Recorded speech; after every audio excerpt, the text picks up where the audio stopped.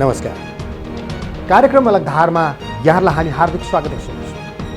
आज हामी भारतले जारी गरेको राजनीतिक नक्साले ल्याएको तरङ्गमा मिसिएका छौँ आजको अलग धारलाई।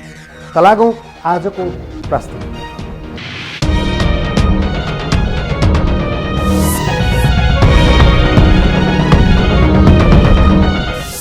अब आजको प्रस्तुति दर्शक 2072 सालमा नेपालले महाभूकम्पको कहाली लाग्दो समय झेलिरहेको थियो।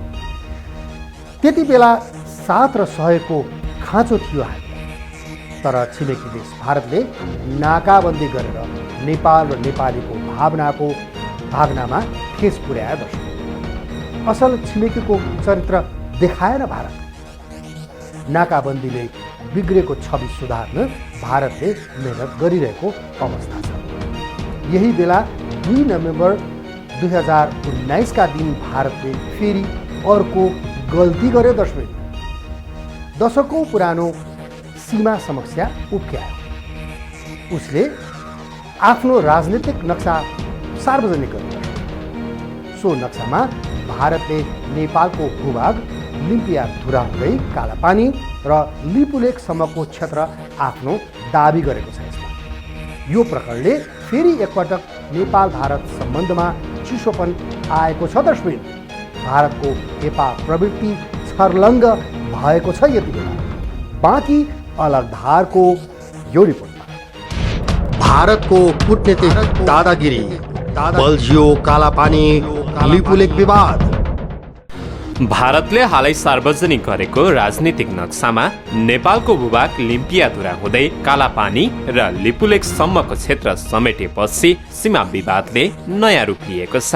2 नोभेम्बर 2019 का दिन भारतले देशको राजनीतिक नक्सा सार्वजनिक गरेसँगै नेपाली भूभाग फिर्ता गराउन नेपालमा विशेष जोडबल भइरहेको छ। 6 नोभेम्बरमा परराष्ट्र मन्त्रालयले भारतले सार्वजनिक गरेको नक्साको विषयमा सञ्चार माध्यमहरूमा आएको समाचार र टिप्पणी प्रति ध्यानाकर्षण भएको भन्दै विज्ञप्ति जारी गर्यो। विज्ञप्तिमा कालापानी क्षेत्र नेपालको भूभाग भएको स्पष्ट पार्दै एकपक्षीय ढङ्गबाट हुने निर्णय नेपाल सरकारलाई अमान्य हुने उल्लेख गरिएको छ।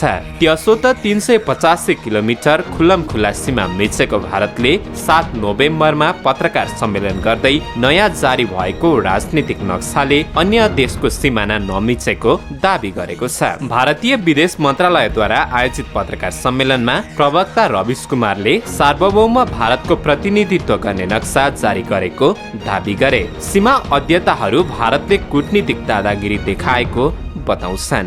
310 वर्ग किलोमिटर अधिक्रमित भएको 1962 मा चीनसँग युद्ध भएको बेलामाको त्यति क्षेत्रफल हो भनेर भनिएको थियो।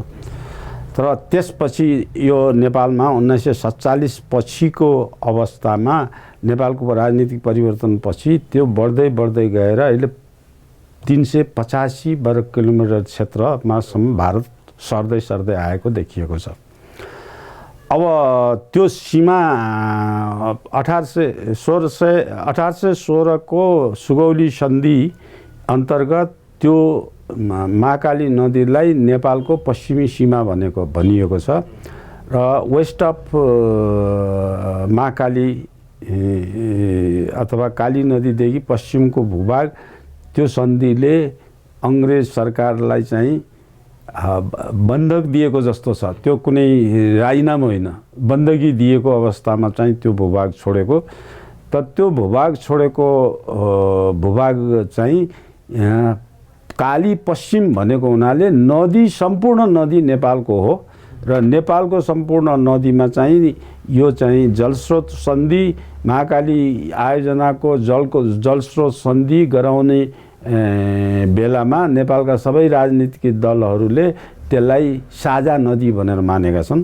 त्यो साझा नदी भन्ने बित्तिकै भारतको आधा हक हुन्छ।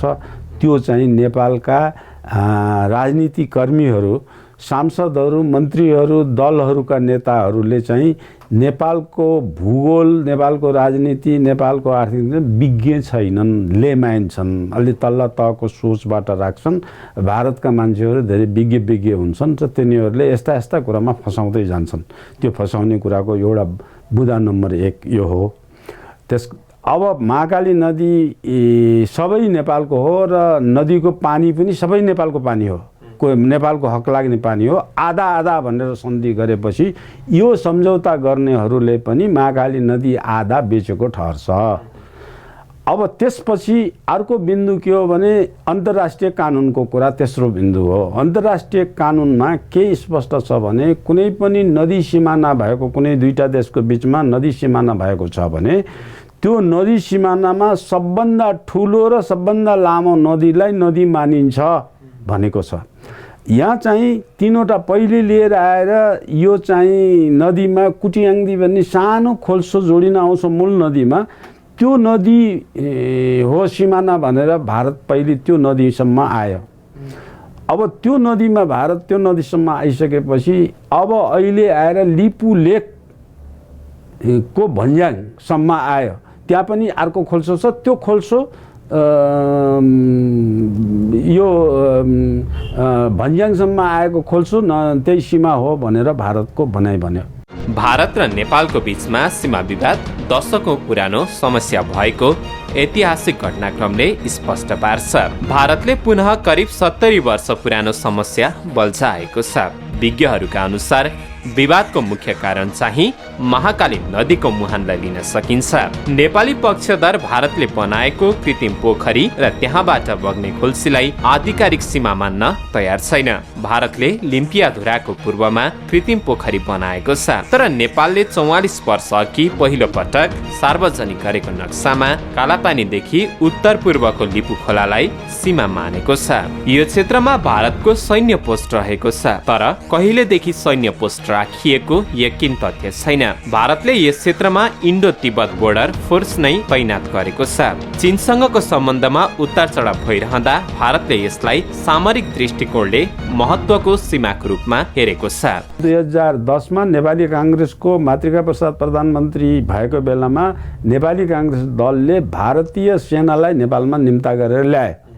निम्ता गरेर 18 ठाउँमा भारतीय सेना राखेको थियो।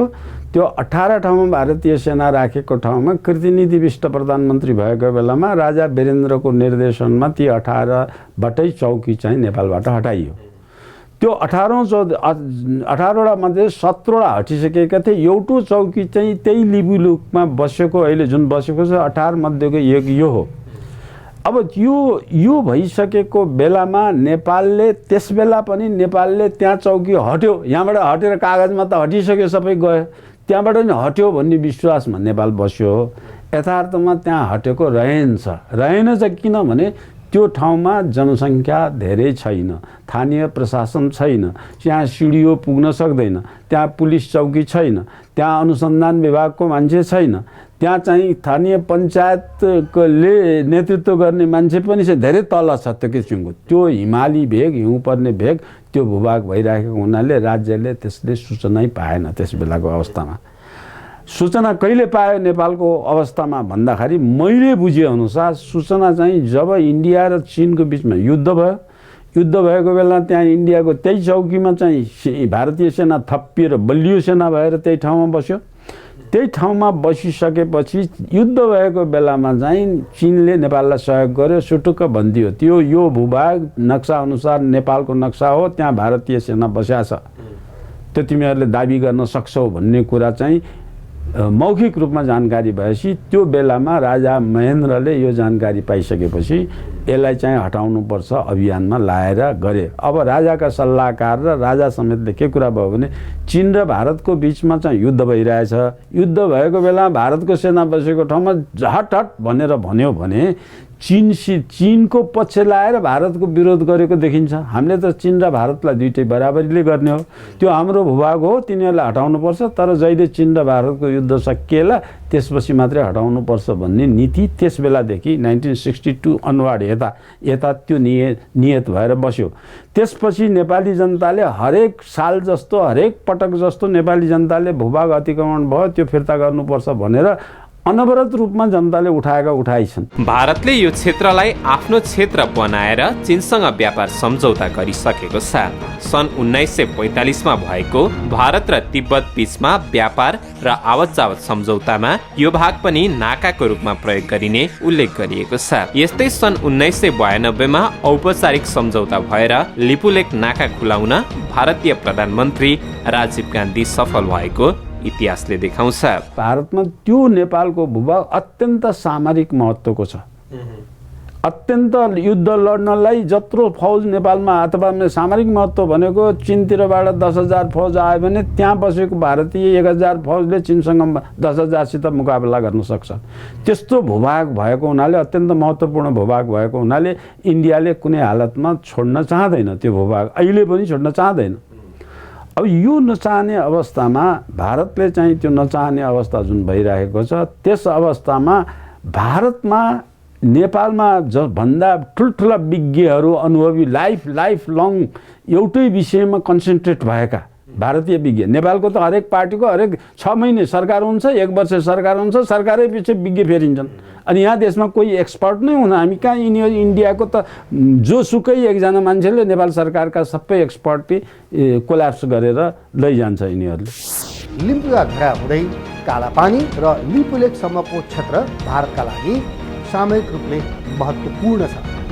यहाँबाट उसले चीनलाई काउन्टर दिन र दिल्ली चाइना रेल सेवा विस्तार गर्न सहज हुने बाटो भएको विश्लेषक जानकारहरू विश्लेषण गर्छन्। दर्शक, यता 385 किलोमिटर जग्गा मिचिँदा नेपालका नेतृत्वकर्ताहरूको आगामी कदम के हुन्छ भन्ने प्रश्न पनि उत्तिकै छ। दर्शक, यति बेला सरकार कम्युनिस्ट नेतृत्वको छ। राष्ट्रवादी छवि बनाएका केपी शर्मा ओली प्रधानमन्त्री छन्। 2046 साल पश्चात राजनीतिक एजेन्डामा सीमाको विषय बनाएका कम्युनिस्टहरू सुरुङ्ग मार्ग बनाएर भारतीय विस्तारवाद अन्त्य गर्छ भन्दै भारतमा लुकेर जनयुद्ध गरेका तत्कालीन विद्रोही दल माओवादी र तिनका नेताहरू अनि भारतीय सेना फिर्ता गर भन्दै संसदमा विधेयक लिएर पुग्ने सांसदहरू नै प्रधानमन्त्री हुँदा दशकौँ पुरानो सीमा समस्या अन्त्य हुन्छ कि हुँदैन भन्ने कौतूहलता बढेको छ। बाँकी अलग धारमा यो रिपोर्टमा नेपाली भूभाग फिर्तामा विलम्ब, परीक्षामा ओलीको राष्ट्रवाद। अहिलेको सरकार नेपाली जनताको सरकार हो, नेपाल राष्ट्रको सरकार हो, देशभक्त सरकार हो। त्यसकारण यस सरकारले आफ्नो भूमि 1 इन्च पनि मिचिन दिँदैन। आफ्नो भूमि हामी नेपालीहरूलाई अरूको जमिन अतिक्रमण गर्नु छैन। हामी अरूको कुरामा लड्दैन। हामीलाई अरूको जमिन चाहिएन। तर हाम्रो जमिनबाट हाम्रा छिमेकीहरूले सेना फिर्ता लैजाओस्, हाम्रो जमिनमा सेना फिर्ता लाओस्, हाम्रो जमिनमा सेना नराख्नुहोस्, फिर्ता लाओस्, हाम्रो आवाज। प्रधानमन्त्री केपी शर्मा ओलीले 1 इन्च नेपाली भूमि पनि मिच्न नदिने भन्दै कालापानी क्षेत्रबाट भारतलाई आफ्नो सेना फिर्ता लैजान सार्वजनिक रूपमै आग्रह गरेका छन्। मिचिएको भूमि जसरी भए पनि फिर्ता लिने उनले बताइसकेका छन्। त्यसो त सर्वदलीय बैठकमा सबै दलले नेपाली भूमि फिर्ता गराउन प्रधानमन्त्रीलाई बल प्रदान गरेका छन्। अब उनले चाल्ने कदम कस्तो हुन्छ सबैलाई चासोको विषय बनेको छ। नाकाबन्दीको बेला सरकार विरोधी प्रदर्शन होला भनेर चाहिँ ओली सरकारलाई सडकबाटै फ्याँक्ने नियतका साथ त्यतिखेर मोदीजीले नाकाबन्दी गर्नुभयो, आफै फेल खानुभयो। उल्टा हामीलाई त्यो सङ्कटले गर्दाखेरि दुवैतिरका हामीले रेल तेल दुवैतिरबाट ल्याउने एउटा अवसर सङ्कटलाई ओलीको एउटा जादु के हो भन्दाखेरि सङ्कटलाई उहाँ अवसरमा रूपान्तरण गर्नुहुन्छ। ओलीको यो युग हामीले के त इतिहासमा लिच्छवीकाललाई स्वर्णयुग भनेर पढ्नु पाइन्थ्यो, तर अहिले त्यो दन्त्य कथा हो जस्तो छ। हामीले देखेको के हो भन्दाखेरि ओलीको नेतृत्वको नेपाल भनेको स्वर्णयुग हो। अहिले यहाँ विकास निर्माण सबै बढेको छ। बन्द हडताल पहिला चाहिँ हेर्नुहोस्, बन्द हडताल धेरै हुन्थ्यो, अहिले बन्द हडताल वात्तै घटेको छ। नत्र महिनाको 10-12 दिन एकचोटि 65देखि 60देखि 70को अवधिमा त्यति हुन्थ्यो। 74सम्म पनि यो थियो। तर ओलीको पहिलो कार्यकाल 72देखि ल्याए एउटा ओली लहर सिर्जना भए यता नेपाली जनताको एउटा सौभाग्यको युग सुरुवात भएको छ। यो देखि नसकेका तत्त्वहरू हामीलाई चाहिँ सीमामा न्यु खोजेर, अर्को ढङ्गले न्यु खोजेर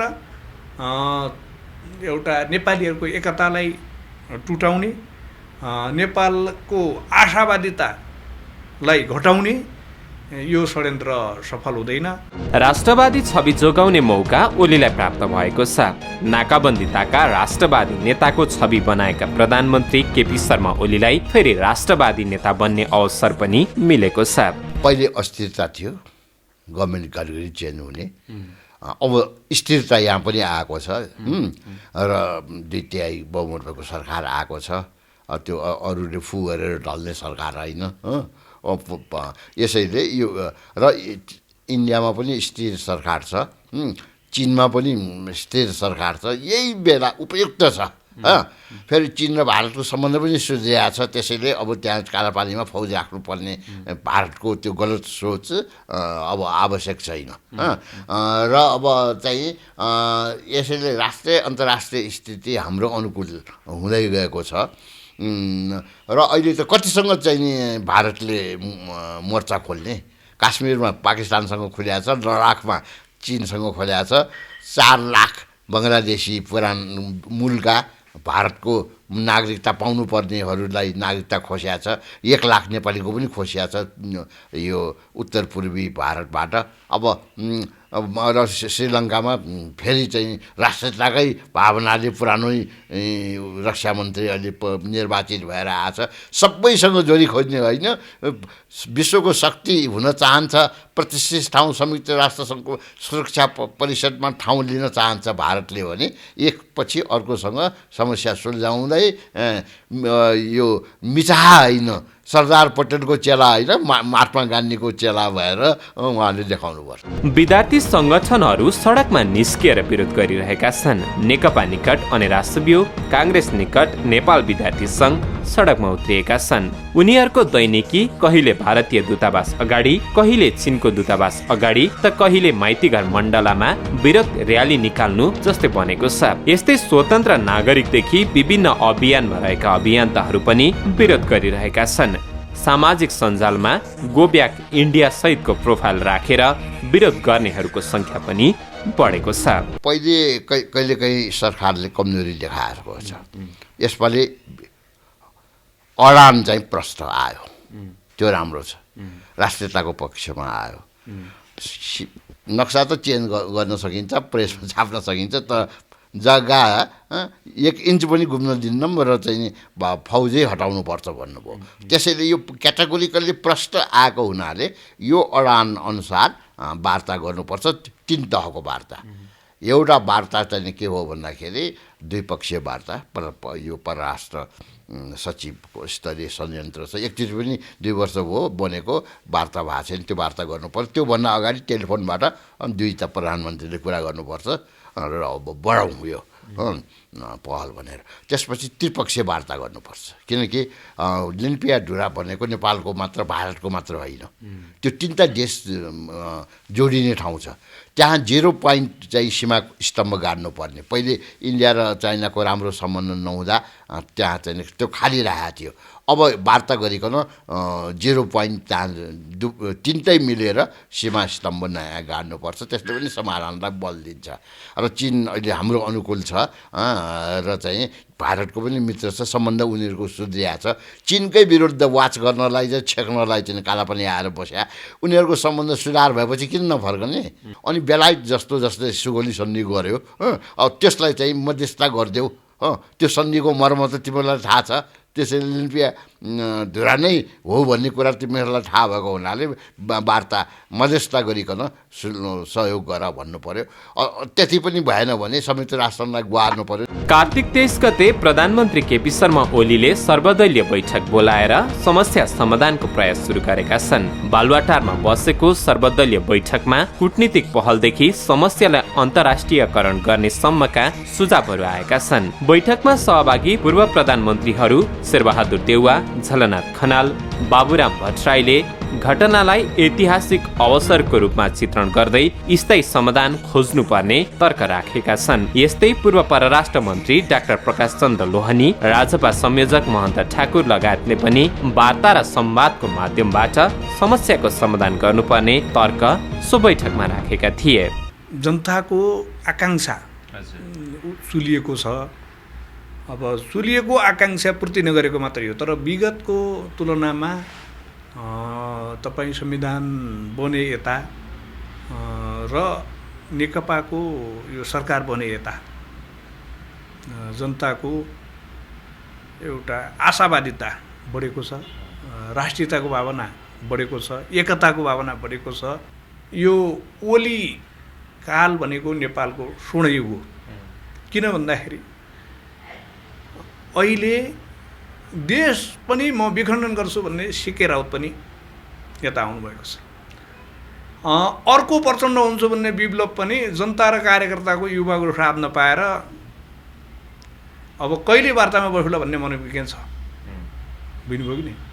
त्यसो भए काङ्ग्रेस र राजावादीहरू जसले देश यो हालतमा पुर्याए, उनीहरूले मूलत दुई काम गरे। एउटा नाता हेरे, एउटा नाफा हेरे, र के गरेनन् भन्नुहुन्छ भन्दाखेरि दुई काम गरेनन्। एउटा धैर्य गरेनन् र एउटा न्याय गरेनन्। नक्सा सम्बन्धी आधिकारिक धारणा सार्वजनिक गर्दै भारतले नेपालसँगको सीमा हेरफेर नभएको भन्दै कालापानीमा पछि नहट्ने स्पष्ट मनसाय प्रकट गरिसकेको छ। नेपालले फितलो विज्ञप्ति जारी गरेर भूमि आफ्नो हो भने पनि अब दीर्घकालीन समस्या समाधान गर्न प्रयास गर्नुको विकल्प छैन। जनस्तरबाट विरोधका स्वरहरू बढेसँगै अब सरकार, परराष्ट्र मन्त्रालय र प्रधानमन्त्री स्तरबाट कूटनीतिक पहल अघि बढाउनु पर्ने आवश्यकता पनि देखिएको छ। पहिले जे जस्तो कमजोरी देखाए पनि, सुस्तीपना देखाए पनि अब त्यस्तो देखाउनु हुँदैन। कमजोरी सुधार्नुपर्छ। एकसाथ डरो भएर सरकार अगाडि बढ्नुपर्छ र नटुङ्गिएसम्म लागि पर्नुपर्छ। अब त्यो स्थिति देखिन्छ सर? देखिन्छ। अनुकूलता थपिया छ। देशभित्र एकता कायम भएको छ। एउटै आवाज उठ्या छ। प्रतिस्पर्धा छ अहिले विभिन्न जनवर्गीय सङ्गठनहरूको, कसले चाहिँ जुलुस राम्रो प्रदर्शन गर्ने भनेर लागेका छन्। यसैले यसलाई एउटा शक्ति सम्झेर राज्यले जनताको समर्थनलाई समस्या समाधान गर्नको लागि इनर्जीको रूपमा प्रयोग गर्न सक्नुपर्छ। समस्या समाधान गर्न नसके प्रधानमन्त्री केपी शर्मा ओलीको राष्ट्रवादी छवि मौसमी बन्ने डर पनि उत्तिकै छ। सर्वदलीय बैठक बोलाएर सबै पार्टीको साथ र सहयोग पाएका ओलीले जनस्तरबाट बढ्दो भारत विरोधी सेन्टिमेन्टलाई क्याच गरेर अघि बढ्नुपर्ने अवस्था देखिन्छ। 2046 पश्चात कम्युनिस्ट नेता र दलहरूको एजेन्डामा कालापानी थियो। वर्तमान प्रधानमन्त्री केपी शर्मा ओलीले संसदमा भारतीय सेना विस्थापनको प्रस्ताव नै लिएर गएकाले पनि उनीबाट ठूलो अपेक्षा नेपाली जनतामा छ। कूटनीतिलाई कमजोरी ठान्यो भने जनता, विशेष गरी जागेका जनताले हिसाब किताब गर्ने हो। तपाईँ यो ढुक्क हुनुहोस्, जनताले लायक नेता पाएको हुनाले तपाईँ परिणाम एकदमै सकारात्मक आउँछ। भारत पछाडि नहटेर भारतसँग अर्को विकल्पै छैन। र किन भन्दाखेरि भारतसँग उसँग आफ्नो भन्नु, एक किसिमले आफ्नो भन्नु नेपाली बाहेक कोही पनि छैन। ऊ चाहिँ एक्लिएको र देश हो। अरू कसैसँग टाँसिए पनि दास भएर टाँसिएको छ, स्वाभिमानसहित टाँसिएको छैन। त्यसैले स्वाभिमानसहित एकअर्काको पारस्परिक हितसहित नेपालसँग मिल्नुको विकल्प छैन। भारत पछाडि हट्छ। सडक र सामाजिक सञ्जालहरूमा विरोध गरेर मात्र समस्या समाधान हुँदैन। यसका लागि कूटनीतिक तवरबाट प्रमाणसहितका वार्ता नै निर्विकल्प हो। 2/3 शक्ति र राष्ट्रवादी छवि भएका प्रधानमन्त्रीले ल्याकत देखाउने बेला पनि यही हो। मुलुकमा यति बेला राष्ट्रियताको भावना जागेको छ। सम्पूर्ण दल नेपाली झण्डा मुनि अहिले उभिएका छन्। जनस्तरबाट सडक, सामाजिक सञ्जाल लगायतको माध्यमहरूबाट राष्ट्रियताको विषय अझ पेचिलो बन्दै गएको छ। नाकाबन्दी ताका जस्तै पुलिस सरकारलाई अहिले करिब 3 करोड नेपाली जनताको साथ मिलेको छ। यो पुलिस सरकारलाई अवसर पनि हो। अहिले उठेको सीमा विवाद नेपालको हितमा हुने गरी समाधान भयो भने नेकपाले स्याबासी पाउँछ। तर सरकारले नेपाली भूभाग फिर्ता लिन नेपाली जनता आश्वस्त हुने गरी कदम चालेको देखिएकै छैन दर्शक। र ओली सरकार जनताको परीक्षामा छ। उसले परीक्षा पास गर्नै पर्ने स्थिति बन्दै गएको छ। यो थियो आजको अलगधारको प्रस्तुति, जसलाई हाम्रा सहकर्मी रोमन आचार्यले तयार पारेका हुन्। यदि अलगधारलाई कुनै सूचना, घटना, रोचक तथ्यहरू छन्, जानकारीहरू छन्, सल्लाह, सुझाव र प्रतिक्रियाहरू छन् भने यहाँले हामीलाई दिन सक्नुहुनेछ। हाम्रो कार्यालयको टेलिफोन नम्बर 4006536 मा कार्यालय समयमा बिदाको दिन बाहेक। त्यस्तै गरी यहाँले हामीलाई मोबाइलमा सम्पर्क गर्न चाहनुहुन्छ भने हाम्रो मोबाइल नम्बर हो 9802002006। त्यस्तै यहाँले हामीलाई इमेल मार्फत पनि सल्लाह र सुझाव दिन सक्नुहुनेछ। त्यसका लागि हाम्रो इमेल एड्रेस हो alagdhar@gmail.com। त्यसै गरी यहाँले हामीलाई फेसबुक र ट्विटर मार्फत पनि फलो र लगइन गरेर यहाँले हामीलाई हेर्न सक्नुहुन्छ। हस् त, आजको अलगधारको प्रस्तुति यति नै। अलगधारको सम्पूर्ण बजाइदिनुहोस्। नमस्कार।